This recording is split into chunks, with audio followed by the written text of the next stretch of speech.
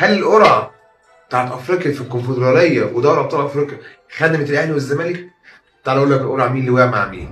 قيمه عصر اليوم الثلاث قرعه دوري ابطال افريقيا وقرعه الكونفدراليه. قرعه دوري ابطال افريقيا الاهلي هيلاعب سيمبا التنزاني، وبعد كده صن داونز هيلاعب يانج افريكانز التنزاني ايضا، وبعد كده الترجي هيلاعب اسيك ميموزا، واخيرا مازيمبا هيلاعب بيترو اتلتيكو الانجولي. الكسبان من اهلي وسيمبا هيلاعب الكسبان بين بيترو اتلتيكو ومازيمبي. الناحيه الثانيه الكسبان بين اسيك ميموزا والترجي هيلاعب الكسبان بين صن داونز ويانج افريكانز.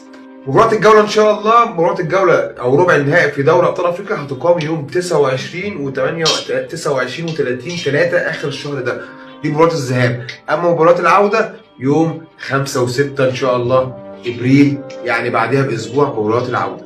تعالى أقول لك حاجة بقى، الأهلي لو ربنا كرمه كسب سيمبا التنزاني هيقابل في دور